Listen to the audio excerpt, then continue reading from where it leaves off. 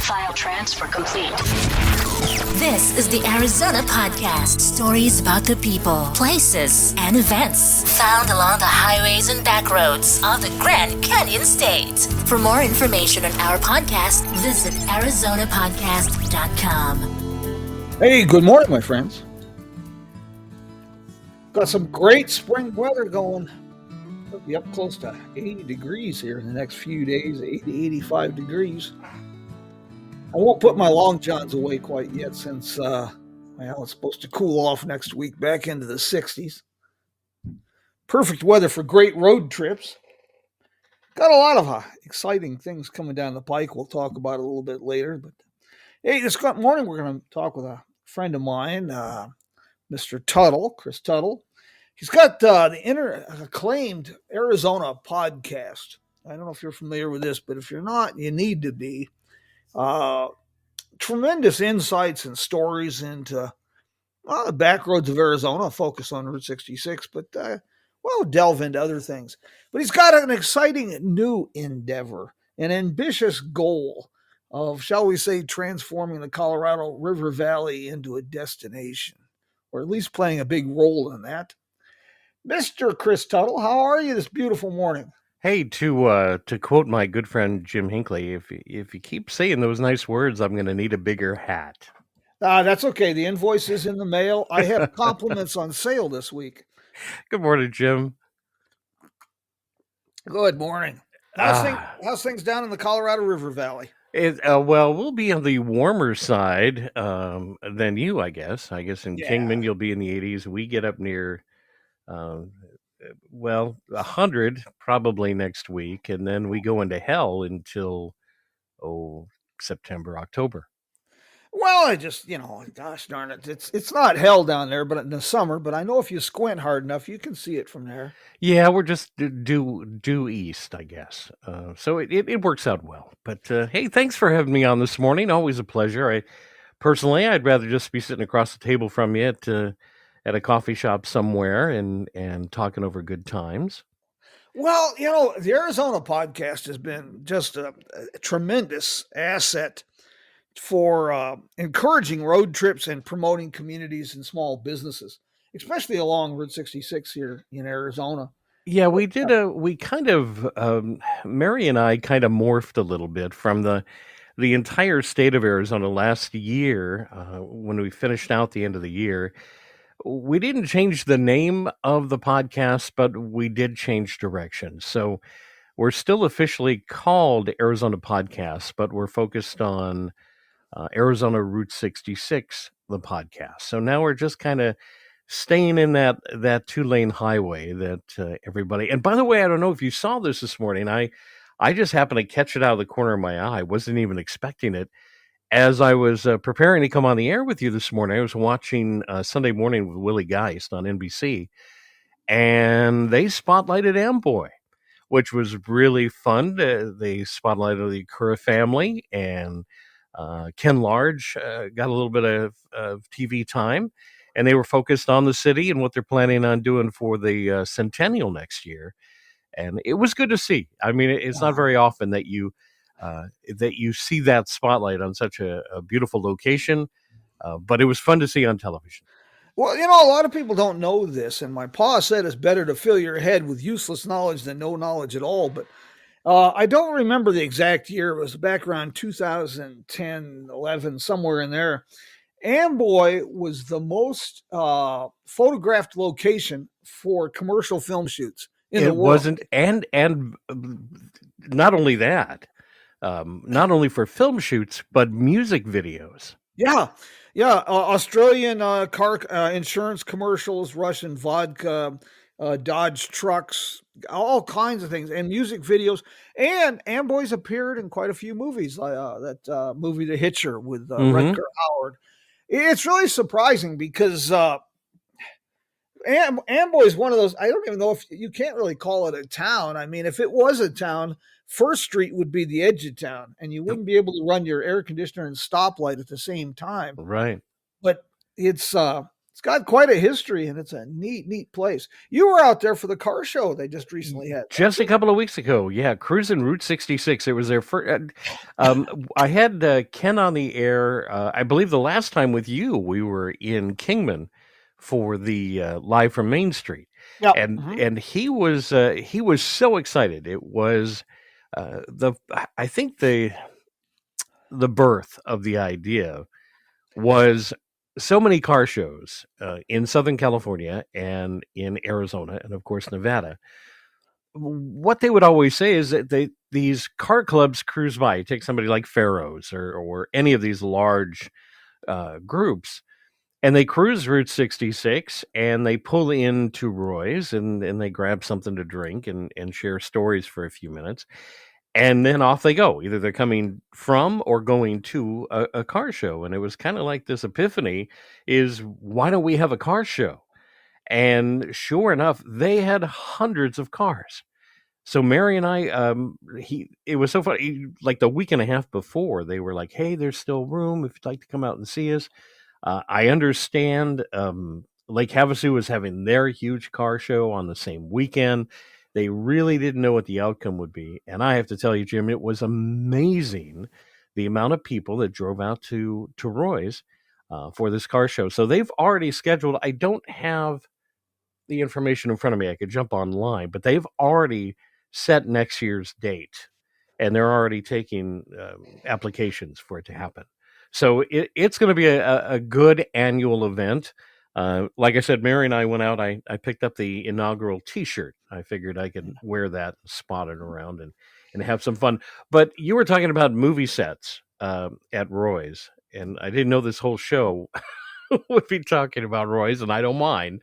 But Mary and I spent a lot of time traveling between the Colorado Valley and the River Valley here and San Diego. And one of our things we'd love to do is coming over Wonder Valley grade out of the upper desert there and make our way down into Amboy. And we always see whether the Roy's neon sign is lit. And just for a very short time, you can tell that the sign is lit. And then it's like, now can we get to the bottom to Trails Highway and get there before the light goes out? Well, interestingly enough, one time we came over the grade and Roy's was lit up, and it was like, what? Normally you don't see it that bright. As we got closer, they were doing a movie shoot right in front of the cafe and had all those Hollywood lights on set. So you had brought up the fact that they had so many movies. It's amazing to see out in the middle of nowhere all the lights that were on. The Roy's sign was lit, and there was so much buzz and activity. So for a town that just won't die, it is really coming back to life. And from what I understand, they're going to get all those cottages ready to rent out in time for the centennial. Yeah, and that kind of takes us to where we were originally headed. But of course, the world's round. If we head east long enough, we'll be out west. Amboy, your new project about promoting the Colorado River Valley. Amboy, Goffs, California. These places are if a person sets up camp in the Colorado River Valley and does little day trips, Amboy's one of them. It is. It is. And as a matter of fact, thank you for giving me the opportunity to talk about it. It is simply called Tri-State Podcast. And I thought that was really clever until I found out that there are like a half a dozen tri-states in the United States. So trying to get the website, trying to get the social media. So we've kind of like what we wanted to do is bring, I'm literally a stone's throw away from that tri-point of the three states coming together. So I'm right up from what they call the Fort Mojave Bridge, which is in front of, and if people are familiar with the area, if you know where the Avi Casino is, you'll see that's where the Fort Mojave Bridge is. And about a quarter mile south down the river is where all these three states come together. What I've noticed living here now is that we have everything, including the hot weather, But the way we look at it is from Lake Mojave to Lake Havasu, and from Amboy, Kelso to Kingman. There is so much if you think about it. You brought it up. Goffs is a tremendous little town. Essex, Amboy, Kelso. Make your way into Nevada, and you have Calnev Ari. You come over to Lake Mojave. You have Golden Valley. You have Chloride. You have Kingman, and then make your way back around the loop there. That would be Lake Havasu and Parker. And of course, the epicenter would have to be Needles. So, with that said, there's so much to see and so much to do. And with all that, Jim, Route 66 cuts right through the center of that. So Yeah. we get to cover everything. As to where Arizona Podcast is now again on Route 66, and we'll continue to do that show. But the podcast now gives us an opportunity to um, be like Jim Hinckley. We can cover a greater area of the Southwest and bring in a lot of people to talk about what makes their part of this area, this region, so spectacular. And we're really having a great time so far talking with people, trying to set up the interviews. But you had brought up not only the cultural insights, the history, the ghost towns, the community events, Route 66, of course, but just the Colorado River itself with the water sports and the hiking trails and the off-road adventures that are here. We get to highlight all of that in our interviews. So far, we have two mayors lined up, which, if you remember in Arizona Podcast, we always did a moment with the mayor. So now we've opened that up. Off Route 66, we have Mayor Sheehy from Lake Havasu City, the mayor of Needles. So we're kind of lining this up. And as far as I'm concerned, a mayor of a community or a town is pretty much the president of commerce, chamber commerce, parks and recreation. They pretty much know everything about everybody, and really seem so motivated about getting visitors into their area. So not only is it focused on the locals, but we're hoping that this will bring in that same insight and inspire road trips into the area. Well, that's really exciting because that you've already got such buy-in. That shows that there's interest in the communities, which is important. One of the interviews I'm going to be very interested in is when you interview Walter, the mayor in Oatman. I'm good. That, you know what? He's such an ass, but I can't wait to share time. That he's probably the most honest politician I've ever met because he is an ass and doesn't claim to be anything else. Nothing else. Wears a great hat. He plays the part of the mayor. And there's another town that, whether you like it or not, Oatman is the greatest little town on Route 66. To me, it encompasses the essence of the Southwest. And not to say that Kingman isn't, or Amboy, or any of those, but I mean it has the old ghost town feeling. I remember Leanne Tui correcting me. It's not a town. It's not a city. It's a camp. And the gunfights in the street. It is the beginning of the Sidewinder Pass through St. Graves Pass. It has everything, and then of course food and gift stores. Yeah, Oatman is it's a monument to eccentricity. It's just it's fun. It really is, and I never tire of that drive. No, But hey, will you have a regular schedule for the podcast, or right now, just we're right now, I think we're going to be monthly, and okay? and if we can do an edition every month, if I could just ask your listeners to support not only Arizona Podcast, but what we're going to try to do, and keep in mind, we don't have sponsors. This is just a wonderful hobby for Mary and I to bring both these shows now.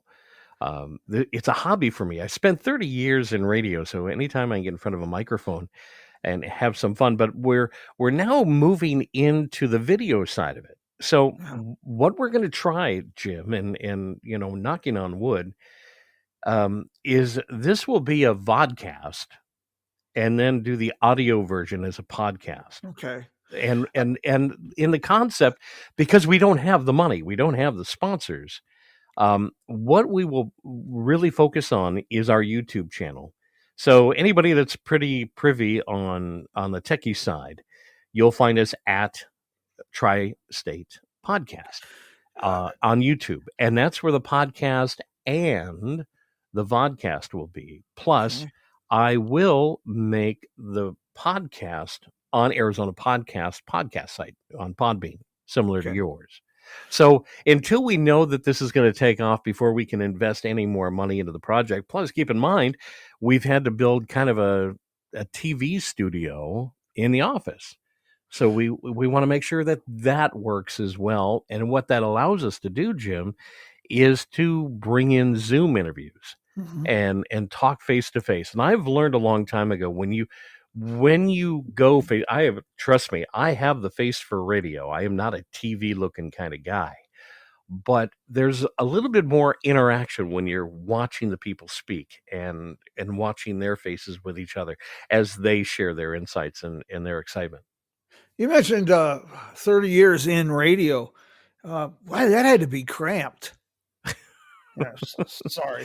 I just can't help myself. I used to have a rim shot here somewhere, but I lost it. You have a face for radio. I have a face for radio. Yeah, everybody used to tell me I should be on radio or television. I thought that was a compliment, and I realized they just wanted to turn me off. It's an easier way to turn you off. Yeah. Yes. Thank you very much. No problem. Jim, I have to tell you, the excitement so far, and fingers crossed that it does build that level of excitement. All these little places that I have found along the way here in the Colorado River Valley, I get to bring to life. I mean, little restaurants, but you and I have brought this up a 1,000 times, and I'm going to bring it up one more time. Other than the streets, other than Route 66, other than the locations and the landmarks in the ghost town, it's the people. It always is. It is so. You used to say about your show, you probably still say it. Jim Hinckley's America, or Coffee with Jim, or Conversations and Coffee with Chris, whatever you want to do. It's an oasis. Get away from the politics, get away from the craziness of the world, and inspire a road trip and sit down. If anything I could tell anybody is, okay, stop here and have a nice lunch or have dinner here or see this while you're in town. Talk to the people. They are so ready and anxious to share what they know and build more excitement for you to come back, because there's always something more to see. Well, that's it. Be curious. Take the time to visit with the people. That's what makes Route 66 special. It's the people. And you meet with these people. I remember, speaking of Needles, and unfortunately they're closed now. They're gone. Needles is closed. Well, there's a restaurant down there, Valenzuela's in Needles. Right. I've been going to Needles for 50 plus years, and I stumbled on Valenzuela's just as a fluke. I was down there on a business meeting speaking on the economics of tourism, and I found little Valenzuela's on a side street. Short version, long story. It looked like the kind of place if you spit on it, the building would fall down. And I went in there, and inside was pure 1950s. The freezers, the pie cabinets were all wood. The gentleman taking the orders was older than I was. And when I got talking to him, he took me in the kitchen. His mom was the daughter of the original owner that opened in 1953. And she was proud of the fact that she was using the same stove and oven they had opened the restaurant with, and that she had kept it spotlessly clean. There's just, when you get to talking to these people and meeting with people, and they're all ready to talk to you. Yeah. I don't think I've met a rude person when it comes to the tourism side of any of the cities. Yeah. I mean, they are so happy you've walked in the door. They'd like to keep you there forever. You had brought up the restaurants in Needles. You introduced me to a little, lack of better words, a hole in the wall, a Mexican restaurant across from the El Garza's. Yeah. I forget the name, but awesome food. Yeah. And it is one block off of Route 66 or Broadway there in Needles. So you have to look for it, and unless somebody tells you to go see it. Well, that restaurant is actually on the original alignment of Route 66, Because of the hotel. Yeah. which was the National Trails Road. Speaking of the hotel, the El Garces and Oh, people, anniversary coming up. yeah, and Judy Thornton, her husband gives tours. You can inquire at the museum in Needles, but her husband and Judy herself, their family is multi-generational Needles. He's retired from the railroad, and he gives the most fascinating tours of the El Garces. I have a call into Judy. I actually called and said I don't have your email. I can't send you all the information, and I have not heard back from her, so I was a little bit worried. And then my calendar popped up the other day. The rodeo's coming up next Yes. weekend, and that kind of like that. Okay, that I mean, she's probably so focused on getting the rodeo. I mean, she's like everything in the city of Needles. So I know I'll hear from her. She's such a pleasant woman, and then the history that she knows. Again, we'll have her on the podcast. That's a given. She just needs to. We just need to line up a date and a time. But you had brought up the museum there in Needles. There's another thing. How many? I did a Mother Road Minute simply because Snoopy's big brother Spike is there now. It used to be in the subway there in Needles, and the museum has it. So if you're not familiar with Spike and who Spike is, Charles Schultz lived in Needles for a time, and of course that's their claim to fame. So a lot of the whole Peanuts gang. It was inspired there in the city of Needles, and a lot of people don't know that. So come by and see Big Brother Spike and get a photo, and that's located in the museum there. Again, I don't remember the name of the street, but it's one block over. You said the old alignment in front of the El Garces Yeah, and the depot. goes around the square there. Uh, this podcast, like I say, I'm really excited about this. I tease the folks in the Colorado River Valley a lot. We used to call Needles, California, Needles, California. You can still do that. That's okay. We tease the folks a lot, but there's so much in that area, history wise and exploring wise, and you base it on the seasons. The neat thing about what you're doing is shining a light on this, that this is a destination for any season. If it gets a little hot there in the river valley in the summer, well, it's 60 miles from Havasu to Kingman and 12 miles to Wallapai Mountain Park. Yep. And here's a pine forested oasis. It's 120 in Lake Havasu. Or you jump in the river. Yeah. That'll cool you off just a little bit. Yeah, the water temperature is probably about 80, 85, but hey, what the hell? And a lot of people, besides the heat, the river valley has everything. Yeah. From acclaimed food, entertainment. Goodness, Laughlin, Nevada sits right on the river. Yep. So if you're into gaming, you don't have to drive into Vegas. If you're into entertainment, some of the biggest names come out for concerts. So, I mean, like you said, if you use this area as a locale to get you to the other places, I say the same thing about Kingman. You could spend a week in Kingman and just journey out, let's say 50 miles, use that as your epicenter. And there is so much to see and do. Not only Route 66, but the environments itself. I still put feathers in the cap of the fight, folks up in Chloride. Yes, they keep that town going.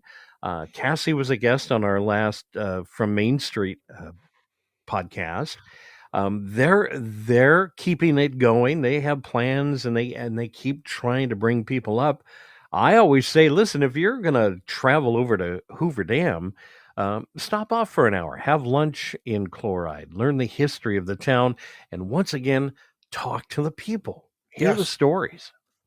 Well, that's what you're going to, with your new podcast. I think that you can really do that well. And there's so many fascinating people. And, for domestic travelers, This area, the Colorado River Valley, the tri-state area, the focus of your tri-state podcast, can easily be a destination for 3-day weekends. You're a Easily. short drive from San Diego, Los Angeles, Tucson, Phoenix, Las Vegas. Yeah, it makes for a great getaway. You know what it does, and again, and not to take anything away from Lake Havasu City or Kingman or Laughlin for that matter, you can stay in one of the smaller communities, whether it be Bullhead City, Fort Mojave, Mojave Valley. You can get what is it? Topak 66 is now. If you haven't been out in that area where Route 66 opens up from Interstate 40, Topak 66 is this. What I would say, I'm 3 times the legal age of being there. It's like this is so young and so hip, kind of a place to be. But that should be a destination for somebody. Not only great food and a great location, but they now have a hotel that sits up on the hill that looks over the river next to the old trestle and the old alignment of Route 66. So I don't know how many people have not been out there to look, but that is kind of the gateway into Arizona Route 66. Yes. That'll take you through, Catfish Landing, Topak. What is that? Havasu National Wildlife. Yeah, I mean it is. I mean, you could spend a day there, and then take the road up into Oatman. It's a wonderful way to see some of the old Route 66. And one day, Jim, and I'm going to call you out on this one. I need to get you to come to my side of town. I always seem to end up in Kingman. The only time you come out here is to see your buddy Jay Leno. So maybe we'll line it up. We'll get you and Judy out here to hang out.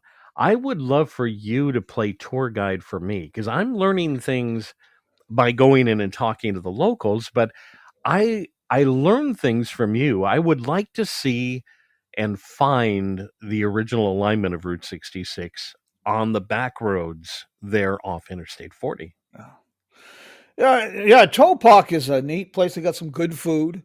It definitely is a younger crowd. Definitely. And it makes you feel a little awkward. I won't say that people are hanging out in Topak, but I would say if you're going to open a clothing store, Topak won't work. No, no, it's a town. And what's the other one? Is it Golden Shores? Yeah. Is the other community. And Golden Shores, I know they made it sound like they're literally the same community, and the only thing that separates it is Route 66. On one side of the road, it's Golden Valley, Golden Shores, and then on the east side, your south side, you're going to find Topak. Well, and that Havasu National Wildlife Refuge is one of the last native riparian areas on the Colorado River, the northern Colorado, upper Colorado, and that's a pretty amazing place. And now Mary and I, despite my portly frame here, try to stay as active as possible. We do a lot of hiking, we do a lot of trails.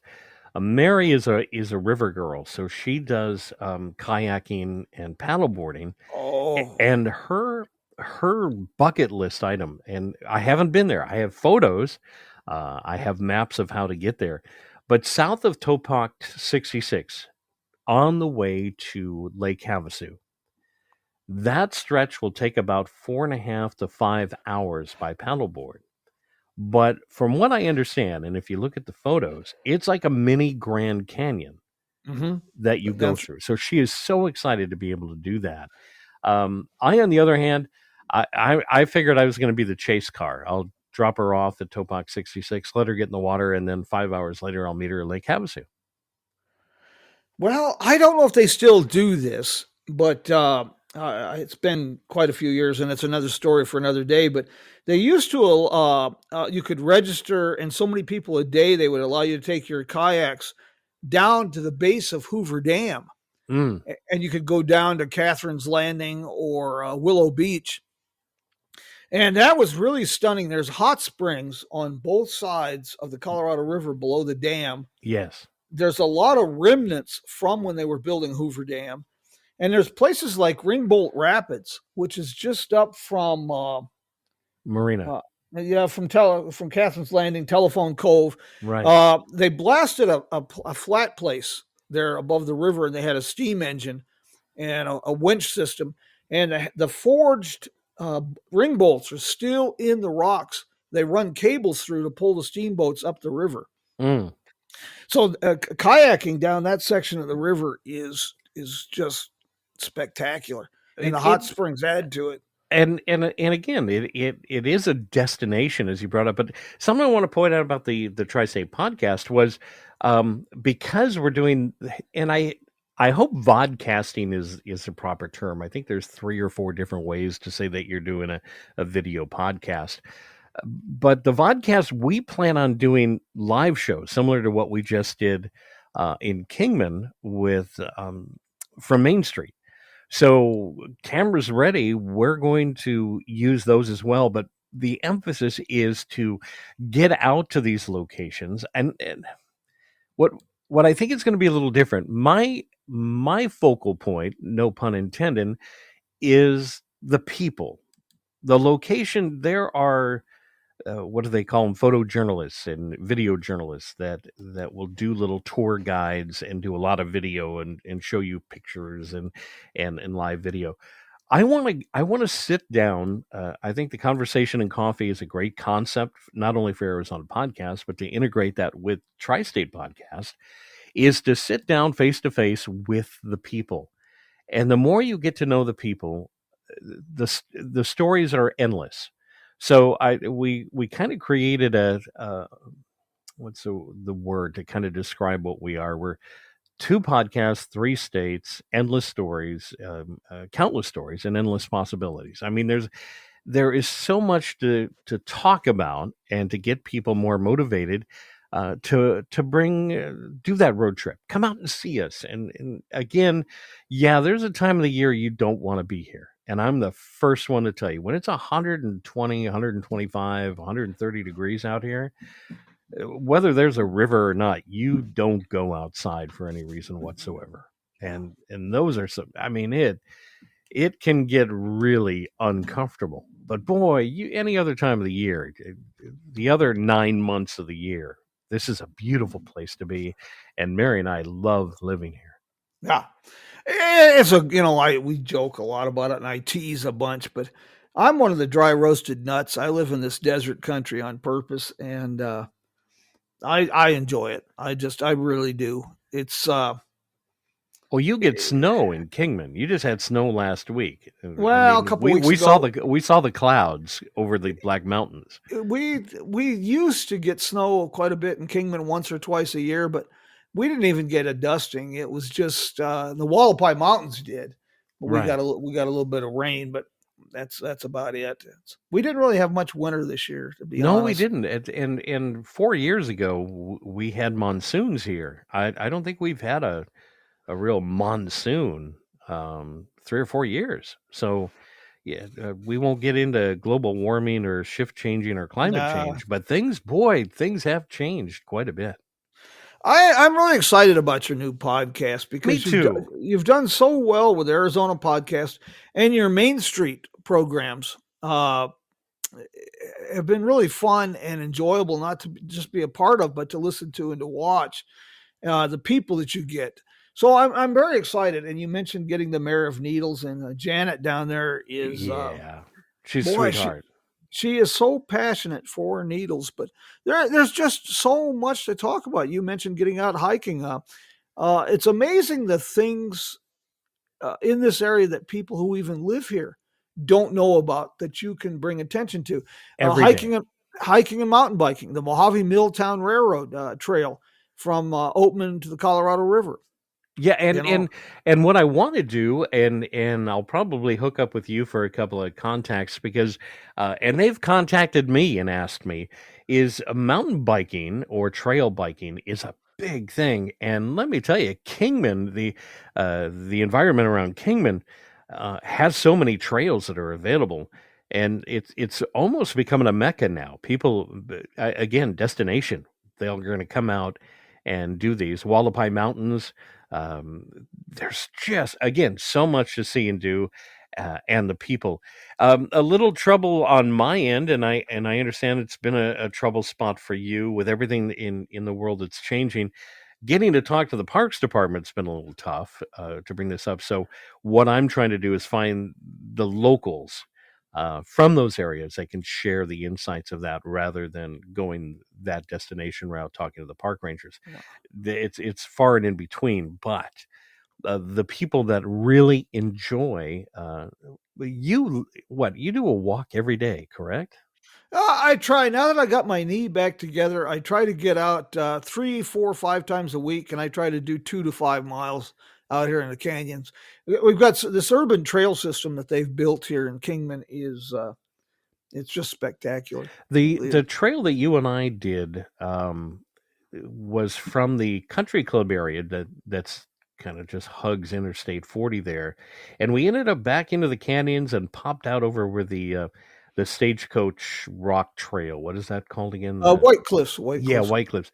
That was a great walk. That was. I mean, I had a couple of fun hill spots, and but I mean, if guys in their 60s can go up and down trails, it's pretty much open to everybody. Well, yeah, and the trail system, some of the like over by Beale Springs, the trail from the parking lot to the springs itself is almost wheelchair accessible. And now the city on the end of 4th Street, downtown Kingman, they have put a paved lot and trailhead with picnic tables, drinking fountains, and if nothing else, just as a scenic overlook, that is pretty extraordinary. And that's part of the magic of that too. Is I mean, you will stop along the way and you'll take plenty of photos. So make sure you have your phone with you so you can enjoy or taking some photos, or bring out your big cameras, bring out the big boys, because some of the sites that you're going to see. And then if you make your way eastbound, what I've noticed, it's been a while. So on it was on the day that Roy's was having their car show. I ducked off on Goff's, where the most expensive gasoline station of all Interstate 40 is. A Finner. Yeah. Oh my God, I think it was like $8 a gallon. It was something ridiculous, but $8, $9, $10 a gallon. But we did go out Goff's Road to connect with 95 to get to the north end of Bullhead City in Laughlin. And I forgot just how beautiful of a stretch that is. And the museum that's out there, the old schoolhouse, I plan on having her on again just as soon as possible to make sure that we can talk about, and you were just out doing a speaking engagement there on their fundraiser that they have every year. But I just forgot what an interesting stretch of Route 66 that is. I'm really hoping. I spoke with Scott with the California Route 66 Historical Society. Yes. And they call them the lane of $1 million bridges. And I do not think California is going to help for the centennial. So from Essex to Kelbaker Road is still inaccessible. I was really hoping that they'd have that, but I mean, have you been out there in a while? I mean, they are rebuilding and revamping the Roadrunner. Yeah, in fact, Jessica's with us this morning, Jessica May, and her and her husband Mike May have been involved in that project a lot, working on getting the sign together and cleaning the place up, getting it ready for something in the near future. Yeah, and I'm really hoping that if the state of California Roads Department won't come out and fix that, at least can we make it accessible from Kelbaker to Roadrunner? Can we get there? Can people come see this? I mean, the stretch from Ludlow to what's the next community east of Ludlow? Newberry Springs. Newberry Springs. You can't get there. I mean, that bridge has still been out. So you do have to get on Interstate 40, but Route 66 is alive and well in the California desert. I mean, it really is. It just takes a little effort on those that are on that inspired road trip. The good news too, I didn't think we would go west to Barstow. I mean, that's all covered by hundreds of other things, but the Route 66 Museum has reopened in Barstow, so there's another destination that people can see on the Mother Road. Speaking of roads and things, I don't know who you would talk to. Well, once you talk to Janet Jernigan down in Needles, the mayor, she might have an Yes. idea because Dennis Cassaber passed away recently, a few years ago, out he was instrumental putting golfs together. But the Mojave Road is one of those secrets, if you will. Mm. People that are into off roading know about the Mojave Road, but no one else knows. And that starts right down by the Avi Casino, and you can drive pretty much all the way across the desert to Newberry Springs. You can And actually see the road from the Colorado River Valley if you look for looking, east to west. You can see the road, and that and a lot of is people have no idea what that is. it's a four-wheel drive. Definitely, it's pretty sandy in spots. I've only done part of it. I'd like to do more of it, but the old Jeep's getting it's getting old, so it'd be kind of like a search and rescue vehicle. If I go anywhere with it, people may have to search for me and come rescue me. Well, you know what? If you put it neutral and go down the hill, you land in Laughlin, and you can recover. The Mojave Road, for people who are not familiar, this was a Native American trade route for centuries. And then it became the primary crossing in the Mojave Desert before the establishment of the railroad in the 1880s. And there's military outposts, small mines, things across there, as well as a lot of just incredibly scenic places. Uh, so the Mojave Road would make for an interesting program or two. Yeah, there are some hidden gems everywhere that I've gone. And if you take the time to learn the history of the whole area, again, is a history book. But I really, again, the emphasis for me is people and the stories that they have to share. You're one of those fun, like you said, one of the dry roasted nuts that I love having on the show. Your knowledge is endless on a lot of things, and even if you're lying to us, Jim, you do it in such a way that we're going to believe you. Well, I learned a long time ago the stories I can find are so bizarre and extraordinary and odd. There's no need to make it up because if you start making it up, it just takes away from the magic. And some of this stuff is just so insane. Like we've talked about Ed Edgerton up at Ed's camp. I mean, here's a guy who sets up a roadside business and starts making himself a small fortune, and for 5, 6, 7, 8 years starts building a cafe and little cabins. And then he decides that maybe I should own this property instead of just squat on it and pretend Right. I do. Yeah, you can't make this stuff up. Maybe I should own it. That Yeah, I'm not paying any lease on it, so might as well do it. And there's another one is Cool Springs on Route yeah, 66. And let me tell you this, people again. Let's talk about the people. I mean, the Mother Road Coffee Bus. If you haven't stopped by there on between Kingman and Oatman and Cool Springs, do that. I mean, stop and talk to these great people, and hear the stories, because not only will they share with you what they're doing, they're going to share with you the stories that they've heard from everybody else that's traveling. And I don't think we could go through our show this morning, Jim, without talking about the Centennial. And yeah. again, you and I have both discussed the excitement building for the Centennial. It's amazing. I It is. understand internationally. I hope we get people to come in on the international level, but we don't want it to end with just 2026. We No. want that to be. Let's leave this as the opening chapter to the Mother Road again. Stephanie Stuckey, there's another one. Should they keep saying that they're going to build some of those, or get into those stores on Route 66? Somebody had posted. I don't know whether it was on your Facebook page or Roadside Relics, the gentleman that's in Seligman. Um, what's your favorite roadside snack food on your road trip?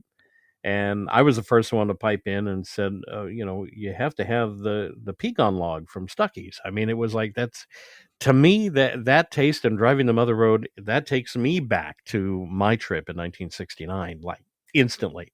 So there's always going to be something for somebody to see, something to hear, and something to eat along the Mother Road. Do you have a favorite on the Mother Road? Is there a food that comes to mind for you? Yeah, pretty much. When I'm out traveling, I avoid fast food restaurants Absolutely. unless Yeah. starvation is imminent. But as far as a good snack, pretty much anything that's not moving. Or does it yell back at you when you bite Yes, into it? I'm flexible. As far as the Centennial, I'm glad you clarified that because I thought you were talking about something else. And yes, I'm making plans. That's still 30 years in the future, but I've got plans Yeah. for the Centennial. Yeah. And we're talking about the people, and there's all these new people. There's always new stories.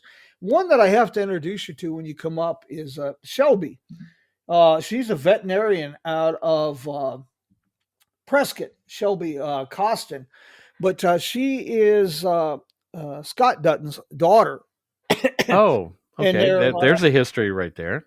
going back. Speaking of Cool Springs, N.R. Dutton built Cool Springs about 1925. The first But one. yeah, and Shelby and her daughter, about 17, they are transforming the 1946 Dutton Motors dealership into a first-class gift shop and small car museum. Oh, And on I the mean, family, currently they're doing that. yeah, Oh, yeah, awesome. yeah, And carrying and on a family legacy that spans about almost 100 years. and speaking of building, we had Sarah Ferry from Kingman Main Street, Yes, and the rebuilding and the revamping of the Beale Hotel. Um, that's another one. And so Kingman keeps redoing itself, changing the facades and livening up Route 66, which people need to go by and see. Was it the Sportsman Bar? yeah. And just right next door, what they've done is revamped what to me it looks like an old department store. What is the building? No, Just the Sportsman's Bar opened as the Palace Saloon in no, 1906. just next door to it. The building that they've changed as well with all the windows. The Brunswick. Brunswick, that's what I was thinking of. Yeah. But the Sportsman, you took me in there not too long ago, and again, another group of people that are just so eager to share stories. Yeah. And what was the other one? The Studebaker garage, the block down. That caught my eye. That was, I mean, when you get into that kind of history, that each one of these towns, and to go back to Needles for just a second, Needles was always a destination for me, simply because it was in the closest thing to California. I mean, if you had to get anything done, they had there was a Social Security office, there was a DMV, there were all the things. All those have pretty well closed up now. And Needles, Janet and everyone involved with the city of Needles is really revamping the town. What's the word I want? I don't want to say reincarnate. There's a vision that they have, and I can't wait to bring them on the podcast to share with us share the insights and what the future of Needles is, because it is kind of changing into something different, but it's still holding on to its legacy. I mean, there's how many people know the story of the Harvey House or the El Garces, and as much as people love history, I mean, no matter where you went along Route 66, what is the next Harvey House? Is it going west? Was it Barstow? Barstow, yeah. Barstow was and then again, how many know what the Harvey House is and what a Harvey girl was? And then I was really surprised. Route 66, is it Hackberry had or is the next one in Winslow? Where was the next one going east out of Kingman? Seligman. Seligman had a Harvey House. Yeah. And I know Flagstaff has one. Ashfork had a beautiful and people Harvey have house. no clue when you bring up a Harvey House or Harvey Girls. They don't know. So to be able to bring those stories to life again and to share in the history in the past, I'd like to see again a reunion, so to speak, is just to do a Wayback Machine at a Harvey House. And they do those, and Judy Thornton can get you details about that. Alan Affelt has worked tirelessly to give some of the Harvey houses a new life. He did the La Posada in Winslow and the Costaneda in Las Vegas, New Mexico. And they do an annual Harvey House get together, reunion speakers, usually up at the Costaneda in Las Vegas, which is accessible by train. It's a pretty easy Amtrak trip. Right. So that's good. The Harvey girls is a really interesting story we'll talk about sometime. They live 2 doors down from us. Well, anyway, it's another story. Oh, Jim, you can't go through a show without, it's Yes. like, that's what I love about you. Anyway, yes, you're going to probably bring up the podcast again. If I could get people, this is what we really need to have happen, because it's a community effort. Again, there's no money in this business for us. I mean, it's just, we're not here making any money. We do offer, I know this sounds kind of strange, we do offer a way to support the podcast, but when you say listener supported, it almost sounds like we're NPR, and that's not what we're saying. But if you'd like to help with gas, if you'd like to help with a cup of coffee, there's a way to do that with Venmo. Or if you want to throw I don't know where you get your doohickeys and thingamabobs to connect to the whatchamacallits to keep the podcast and vodcast going. Amazon gift card. And we put up a page and said, hey, if you can help us, great. If not, don't worry about it. This is a hobby to me, similar to a guy going out and playing around a golf. I don't know. What's it cost to play golf now? I have no idea. I would assume it's less than $100 a week, right? I love golf. I just do. I can't get past a windmill. That's my problem. Or the anthill. That gets me every time. Yes. But what we really want is the community effort. This doesn't cost anybody anything except a few moments of your time. So for those that are listening, thank you. Jim and I always enjoy people eavesdropping on our conversations. Stop by our YouTube channel. And it's youtube.com/the @Tri-State Podcast. Just click the subscribe button. Now, what's really cool about YouTube, when you say, oh, I'm going to subscribe to something, nobody bothers you. The only thing that's going to happen when you subscribe on YouTube is that when we, Jim Hinckley or Arizona Podcast or Tri-State Podcast, do a new episode, when you go back to your YouTube channel, they won't even send you an email. When you go back, you'll see a little green indication next to our name, which says, hey, we've done something new. The reason I'd like to beg, if you don't mind, Jim, is the more subscribers we receive, the sooner we can start vodcasting live, which is really what we'd like to be able to do, is to set a time, have people join us in the chat room and live call-ins and everything else. But you have to meet a certain amount of subscribers and people that are showing some interest. So if I can ask for anything, even more than stopping by and sending a cup of coffee and a donation, if you wouldn't mind, come by the YouTube channel and subscribe. And that'll help us out immensely as we get this thing off the ground. Hopefully we'll have our first of many vodcast, kind of focusing mid-April to do the first one. Studio's almost done. We have half a dozen interviews lined up to record and get those set up. We can't do those live, of course, until we reach that magic number. But anything that you can do to help us, Jim, that would be great. And of course, you have to be on the first show so we can talk about everything we just talked about on that show. Well, yeah. Anybody who's familiar with Hee Haw knows Corn Radio. So, Yes, sir, Bob. Chris, I'm excited about this project a lot because, this is kind of my adopted hometown in this country. Right. And I'm glad you're putting a spotlight on it. And some of these folks like Janet Jernigan down in Needles and Havasu gets a lot of publicity, but there's a lot people don't know about Havasu. Oh, they're building a new bridge. Yeah. People go, a new bridge? Didn't they bring in the London Bridge? Yes, they did. But now they're building a new bridge. There's even a Route 66 connection in Lake Havasu. Well, what's that? Share with us. Well, I thought you'd never ask. Site 6, the island in Lake Havasu. Uh-huh. There is an episode of the Route 66 television program with Todd and Buzz back in the early 1960s.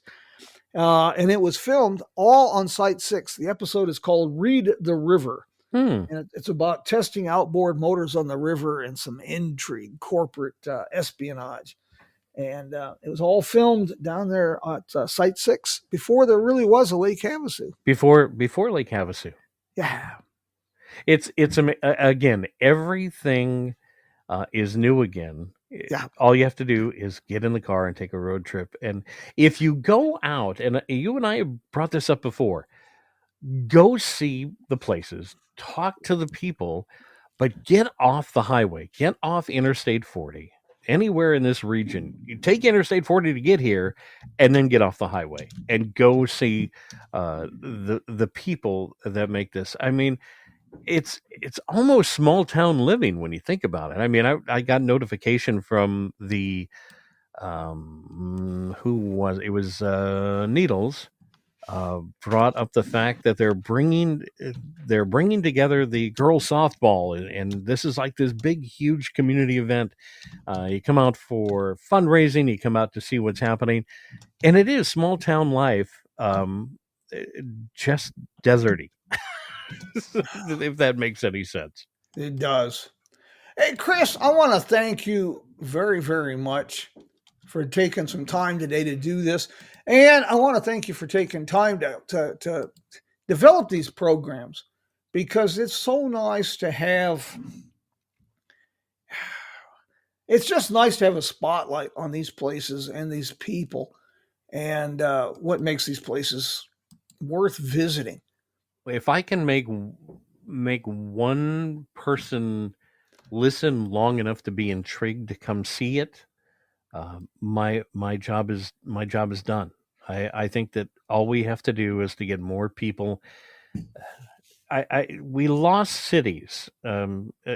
Amboy to me is, that town died overnight when Interstate 40 opened. Yes, literally. It did, just literally overnight. It went from, all those towns along there disappeared. If we can keep these little towns alive and allow the people to share the stories, and all you have to do is pull off the road and learn. And I can't tell you how many times I went by Elmer's just to get off 215 or the 15 to Las Vegas. So you get on Route 66 just outside Victorville, and you jump by Elmer's old, the Bottle Tree Ranch, and then the old hotels along the way, and then brings you back into Barstow again. Just get off the road, give it an extra half hour, and see what's there. It'll pretty much amaze you. That stretch alone in California is fun. How many restaurants are like a half a dozen different restaurants? And they'd love to entertain you and give you some food to, fuel you up and go. Jim, thank you so much for letting me share some time. And I enjoy these conversations immensely. It's great when we can get together and brainstorm, talk, inspire people, and that's what this is about. Inspire people to chase the dream, to live life, basically. Yeah. Get out of the house and live life a little bit. And go. And again, if you've done anything in your careers, you've inspired hundreds, if not thousands, of road trips. And again, my friendship with you is one of my faves. I always enjoy hearing your stories and what you want to see happen. And besides, you're the only one I know that has a bronze figure of themselves in front of a train depot.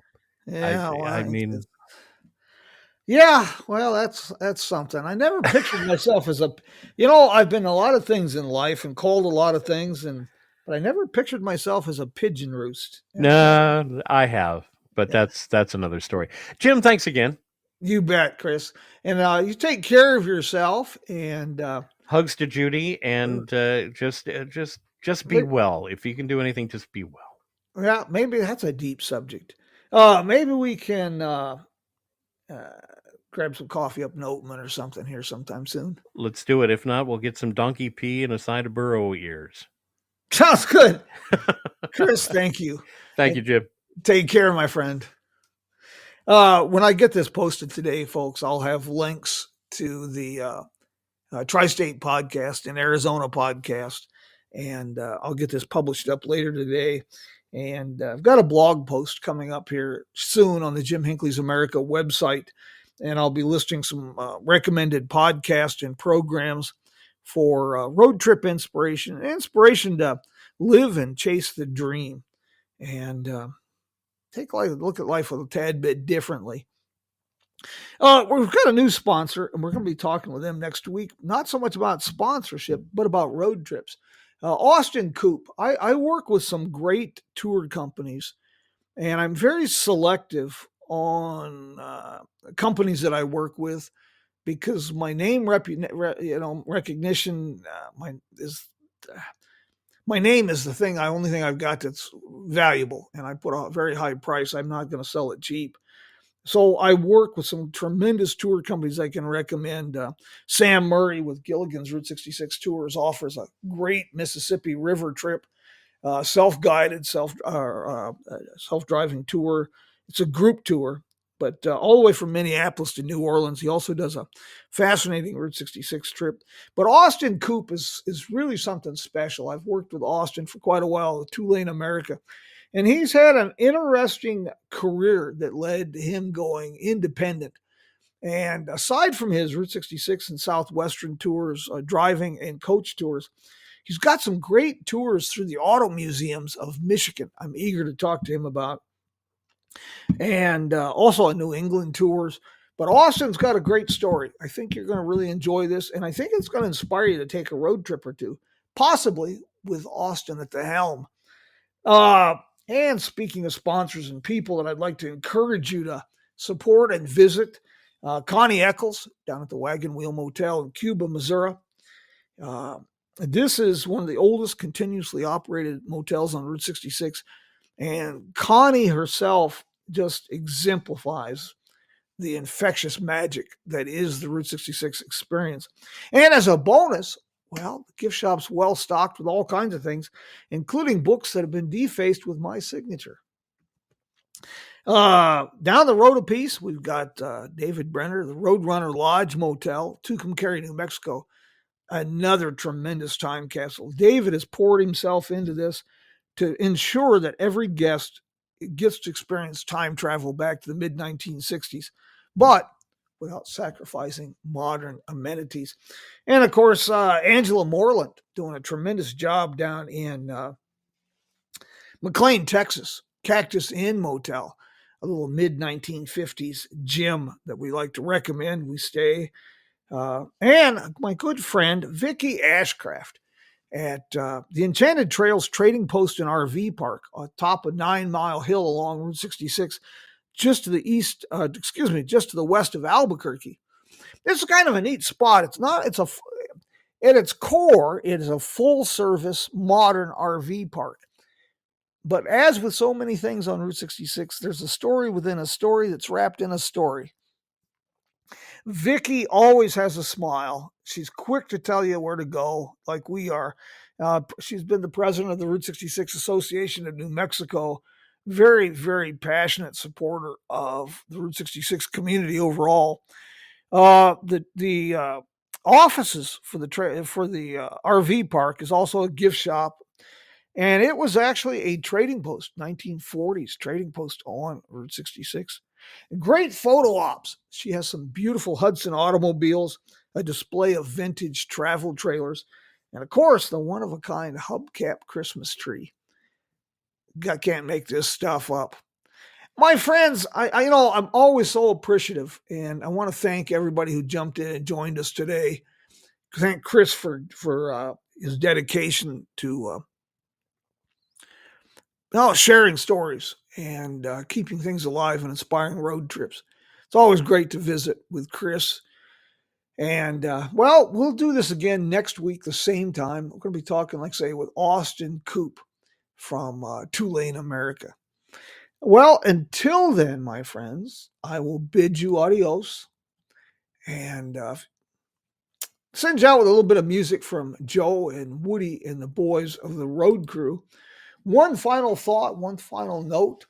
If you'd like to join us as a guest, drop me a note. You can get a hold of me through the Jim Hinckley's America Facebook page or the Jim Hinckley's America website, which is simply jimhinckleysamerica.com. And if you have ideas for programs, somebody you think we need to be talking to, well, I'd like to hear that too.